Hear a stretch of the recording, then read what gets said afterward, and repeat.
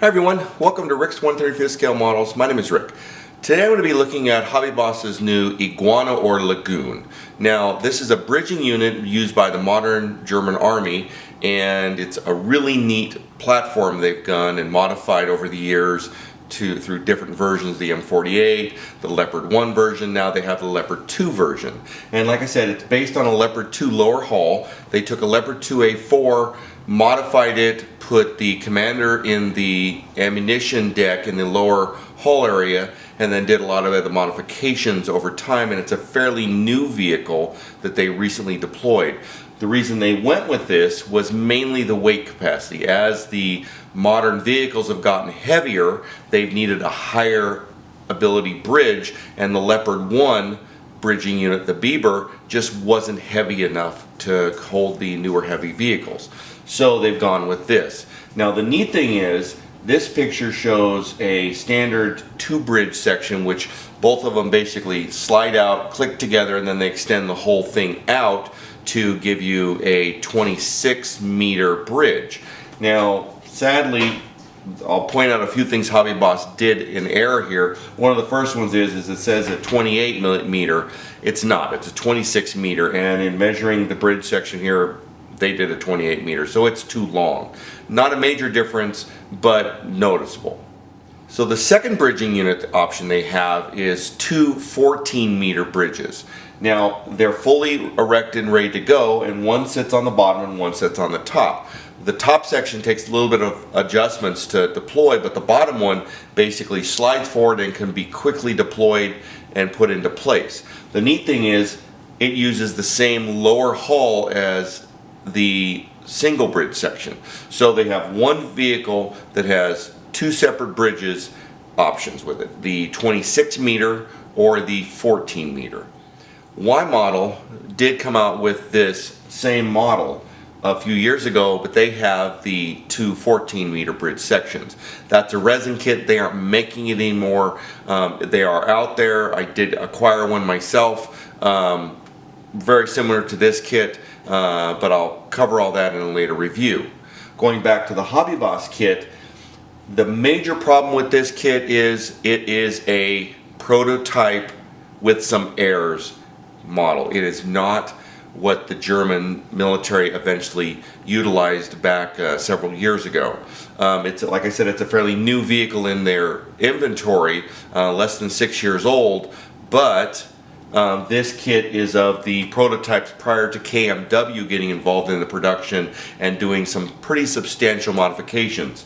Now, when you look at the kit, some of the things you're going to notice is it doesn't have the generator back here in the rear of the hull. The actual Iguana does have that, so that's an error on the kit. The prototypes didn't have it. KMW did update it and add that. The baskets behind the turret section here are different on the actual deployed vehicle, plus there are some baskets right behind the driver and commander section, and they moved the ice cleats from behind the blade and on the lower hull here. They actually moved those to boxes on the back of the vehicle, which I have pictures of and I got through the Tankograd book. They're substantially different the way they actually use them. The tow cables are carried in a completely different position than the kit, and there's a rack in the back which is part of the deployment device that holds the second section of the bridge. This kit has a multiple hydraulic movement one. That's not one they use. They have a single hydraulic with a steady arm in the back which holds the antennas and the smoke discharge units, and that is substantially wrong on this kit. It's nothing you can't fairly simply modify through some styrene and removing some parts, which I will talk about, but it's wrong. The other thing that they did in the actual vehicle that they deployed is they added the Spectus system. Now that is a multiple camera, multiple viewing capacity, night, day, bad weather system that they've added to it, which has multiple cameras underneath the main deployment rod, and then there's all kinds of side cameras on it around the vehicle. It doesn't have that. Those are things that you would have to create. Now I'm going to be, when I build this kit, using the 3D printer, creating the parts and then printing them and then once I do the next video on this process, you'll see how that all turns out. But let's sit down now, go through the model itself, and take a look at it. One of the things Hobby Boss does, which is nice, is they give you a nice schematic of the paint pattern. It's fairly accurate, not 100% correct on the pattern, but it's pretty close. If you look at some pictures, you may see some differences here and there, but it's pretty close to the actual vehicle. One of the things they don't show is the top here because they have it covered up. That's unfortunate, but you can get an idea of what you do here. They have the camo pattern and then the OD pattern. This pattern, if you're going to make this model as a prototype, would be what you would want to do. The NATO green with the markings, the license plates, but no military insignia. The only thing about the license plate is everything I've seen, it's not black, it's red to show it's a test vehicle, where this is an actual license plate for public driving, which all the European vehicles you'll see. Then you have your little standard Hobby Boss advertisement, some of the things they've got coming out.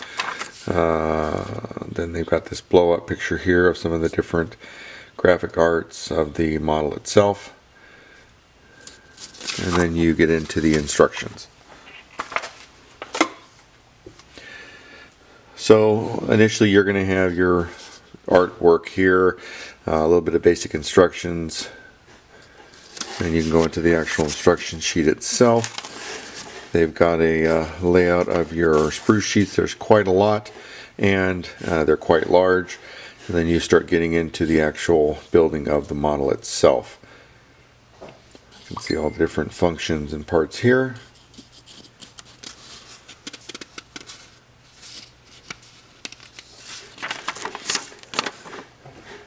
Assembling all the different part components. No movable axles on it. If you wanted to, you can drill these holes out and then adjust these and then glue them, but you're pretty much going to have to decide beforehand. They do have the little grommets inside the road wheels so that you can take them on and off for the painting process. Always a nice feature. Not all kits do that. I do appreciate Hobby Boss doing that on this.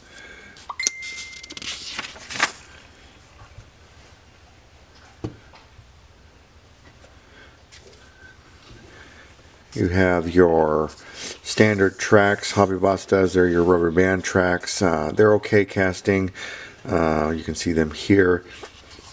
Not much to do on the upper part of the lower hull. Add your glass here, and then you start the assembly process on these components.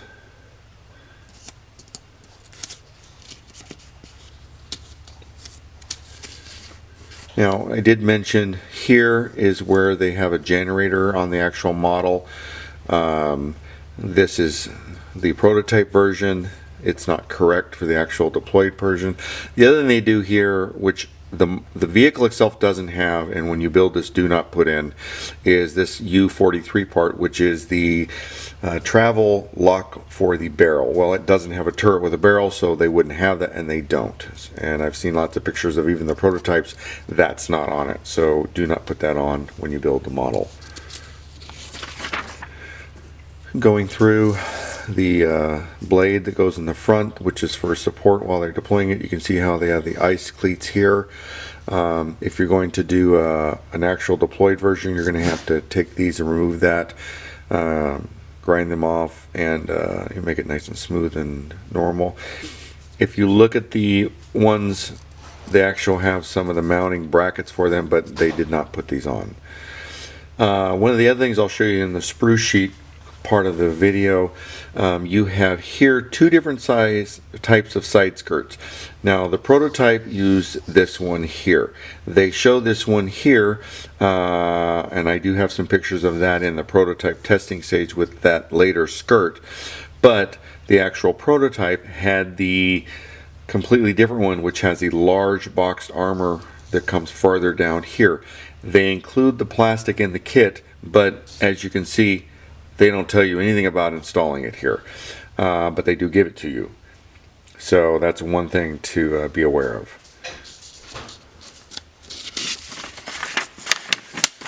Then going through, you're adding on all these different parts. They show your backup camera system here. The actual deployed version does not have this device. The camera is not mounted on the standard Leopard location. It's actually mounted behind on the this component parts here. I'll show you that in a little bit, but they show it here being done, and that's not what was done in the actuality.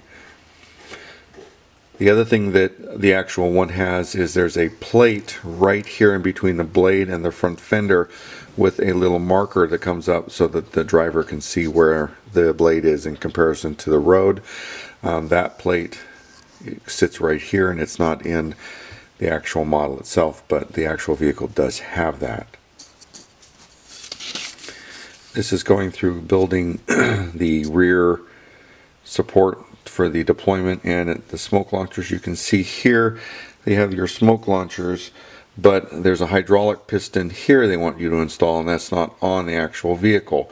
This is actually a solid bar that comes across, and then this is a little different setup with antennas on the top. This is the assembly portion of the deployment arm. Fairly accurate, no real major flaws in that design, but they do have a whole set of cameras that mount to that. The Spectus system, there's cameras on both sides and IR imagers along with a camera system that hangs underneath it. This is all the rails and all the systems, and then this is building the, for lack of a better word, turret. You have your air conditioner cooler system in the back here. These are the baskets that the prototype had. The actual vehicle itself has a completely different basket, and they have baskets that sit in the front here. So this is something that, you know, you can do this version, but if you want to do it accurately, you're going to have to build that part yourself. And then you have your toolboxes here on the sides. So it gives a little bit better picture of that mechanism in the back. It's a lot different design, but that's that. The tow cables also go along the sides here of the vehicle, not on the old Leopard style strapped and crisscrossed in the rear. That's not how they are on the actual vehicle. The bridge itself, other than it being too long, is a fairly accurate kit. Looks nice. It's to scale. I was impressed with that. The only thing that I would do is get some of the texturing products you can buy, and or use sandpaper if you're really good at that technique, and add the non-skid texturing on the actual pad they have. They all have that in the real vehicle. It's not smooth like on the model.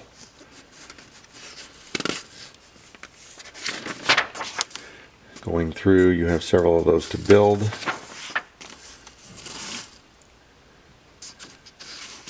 Here they show how they connect to each other if you wanted to do that. And then actually setting it onto the vehicle itself and how they mount on. Now you can do these this way and not glue them on, or you can glue them on depending on which direction you want to go. Okay, you're going to have two of this spruce sheet. You've got your return wheels.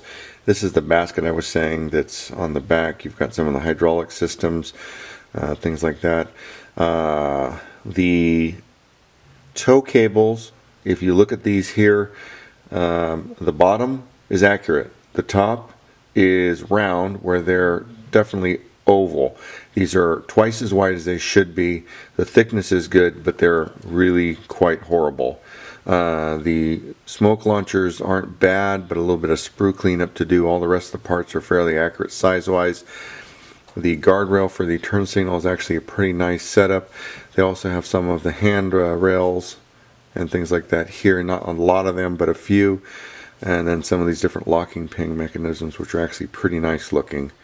Looking at the road wheels, these are older Hobby Boss productions. There's nothing fancy about them. They're basic. They don't have any of the manufacturer markings on the inside. The bolt pattern's accurate, things like that. A little bit of flashing here and there, but nothing major. Pretty straightforward, no frills. This spruce sheet's part of your suspension system, and that it's also an older Leopard model. Printing, there's nothing special about it. Pretty straightforward. This is going to be one of the 4 sections for the bridge. This is the inside of it, and then you can see the top of it. Like I said, there is a hint of a pattern there, but it's definitely not very much. You would definitely want to add to that. This is pretty smooth, where if you look at the real ones, it's pretty rough texture on it for traction. But these pretty nice parts. It's, like I said, fairly large piece though.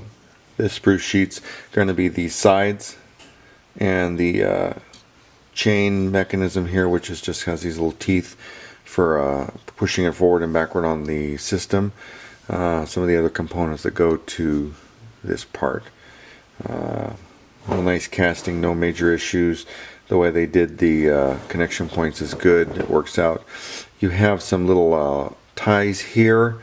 They're cast. They look okay, but it would have been nice if they would have done something to these and made them a little more like a glue-on part so you could see the separation. You might be able to take a razor and separate a little bit to make it look a little nicer, but not bad overall though. This is going to be the blade and the armature, plus the hatches for the commander and the driver. Here you can see the ice cleats there. Nice casting, a little thin on the bottom side, but not bad. These are something that you're going to want to either leave on if you're doing the prototype version. If you're going to build an actual one, then that's something you're going to have to remove and clean up. Now if you do that, I've seen the pictures that you can still see the little mounting brackets in there, which are here, you know, in between each. So a little delicate process. You might be able to get that out safely. You're going to have 2 of these sprues. These are parts of the bridge mechanism, the supports that go inside all the bridge sections. Quite a few little pieces there that go into each section. Nice new casting, pretty clean, the little holes they have in, things like that. No issues, pretty delicate parts. So more parts to look at. You've got your turret section. This is the front protection plate over the crew area. Different parts of the armature that goes out and the baskets that go on the sides. Like I said, there's a basket that sits in the back, which is a different shape, and there's a little basket in the front that sits here. They do have nice little handles that stick out that sit right here. These are pretty nicely done with the crisscross they have on the actual vehicle.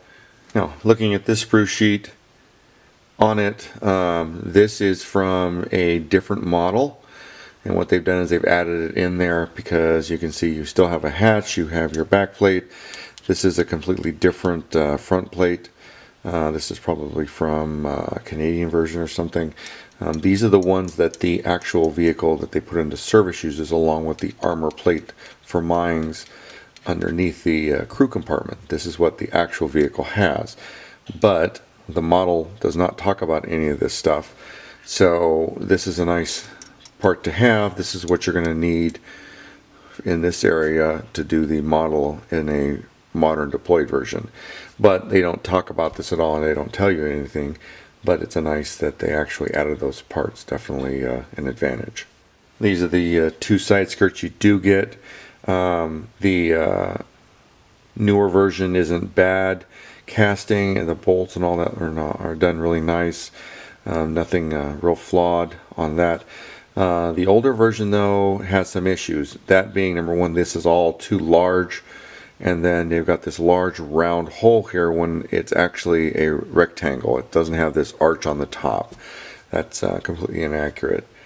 But other than that, it's not bad. Here you're looking at the lower hull, the bottom and the top.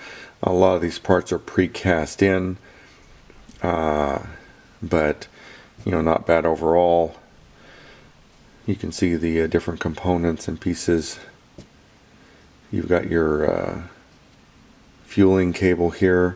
The only thing they don't give you is the grill here. The grill on this doesn't look bad, but most kits, even Hobby Boss, has had parts you stick on there to make it look a lot nicer. They didn't do that. Most of that will be covered up, but they do give you the PE sheet that goes around the intake vents. So, you know, not the exhaust, but the intake. So they're looking at what you can actually see, I guess. And then looking at the underside here, all this looks nice, nothing major, all your bolt points and that. Looking at your tracks, standard rubber band, decent casting, only a couple places you have to clean up, nothing real major. They do have a nice little spacing inside. No real lines. A lot of times you'll see lines on the side. I don't see any of that here, so it's really nice on this one. And then other than this ugly part on the top you have to glue, which because of the armor on the side, that will easily be able to be hidden. Looking at the glass they give you, you've got your periscopes and mostly some of the camera system, but not much else. And then your turn signals. And then they've got your headlights there. Unfortunately though, it has rectangular headlights. At this point I haven't seen you adding that. They have the round version here, so not really completely right, but good enough to make it work. Here you're going to have the bag for your road wheels, the little grommets that go inside, and then your PE sheet, which basically is not much of anything, a couple of hooks, and then you've got your two intake vent grills here, but they could have done a lot more. They already did one, but they ended up deciding not to. So you're going to have a cable here for your tow lines, and then a decal sheet. The decals look to scale. You've got three different license plate options. And then you've got your warning placket that goes in the front with your weight scale. No unit markers or anything like that. Just your basic information. So that's the kit. If you're just going to build a nice model, it's a great kit. It'll go together great. I've known a couple people who've built the model. It went together with no major issues. But if you want to update it and modify it, it is possible. It will take some work. It will take some time. It is would be a very fun project for someone to jump into, but it will take some time and some skill to kind of work through the process. Outstanding. I'm glad they did come out with the kit. I guess I would wish they would have done it in the actual deployed version, but I'm glad I have a platform here that I can modify and make the model. So anyway, that's the review. That's the what the kit looks like. Please like, subscribe. If you didn't like what I saw here, please let me know. Any questions, comments, always welcome. Get me on Facebook. You can email me. I always try and get back to everybody as fast as possible. If I don't get back to you, it's because I missed it. Shoot me another email. Remind me, get on me about it. Please, like I said, like, subscribe. More videos coming soon. I've got this project. I'm going to start after a couple other ones I've got to get done. A couple videos coming out here real soon on projects I'm working on, the actual painting and weathering and all those, which is always enjoyable. But everyone take care, everybody. Happy modeling, and I'll see you on the next one. Bye-bye.